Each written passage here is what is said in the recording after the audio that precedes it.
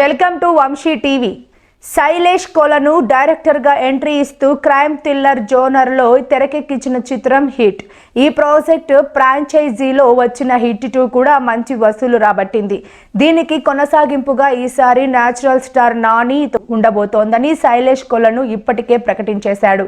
చాలా రోజుల తర్వాత హిట్ 3కి సంబంధించిన వార్త ఒకటి నెట్టింట హల్చల్ చేస్తోంది. ఇటీవలే శైలేష్ కొలను నానిని కలిసి స్క్రిప్ట్ వినిపించాడట. కథ విన్నా నాని కొన్ని స్క్రిప్టులో కీలక మార్పులు చేయాలని సూచించినట్టు ఫిలిం నగర్ సర్కిల్లో ఓ వార్త హల్చల్ చేస్తుంది. వెంకటేష్ హీరోగా శైలేష్ కొలను డైరెక్ట్ చేసిన సైంధవ్ బాక్సాఫీస్ వద్ద ఊహించని ఫ్లాప్ టాక్ మూటగట్టుకుంది. అద్భుతమైన స్క్రిప్ట్ సెన్స్ కలిగిన నాని ఇండస్ట్రీలో ఉన్న ఫ్యాన్ ఫాలోయింగ్ గురించి ప్రత్యేకించి చెప్పనవసరం లేదు. తన ఇమేజ్ ని దృష్టిలో పెట్టుకుని సినిమాకు పనికొచ్చేలా స్క్రిప్టులో మార్పులు చేయాలని సూచించినట్టు ఇన్సైడ్ టాక్ ప్రస్తుతానికి నెట్టింట ఈ వార్త హల్చల్ చేస్తుంటే నాని టీం నుంచి అధికారిక ప్రకటన రావాల్సి ఉంది.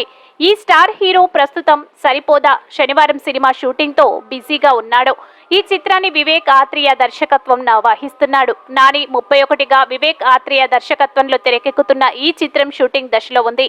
ఈ మూవీలో ప్రియాంక అరుల్ మోహన్ హీరోయిన్ గా నటిస్తుంది. ఈ చిత్రాన్ని 2024 ఆగస్టులో ప్రేక్షకుల ముందుకు తీసుకురావాలని ప్లాన్ చేస్తున్నట్టు వార్తలు వస్తుండగా దీనిపై మేకర్స్ నుంచి క్లారిటీ రావాల్సి ఉంది.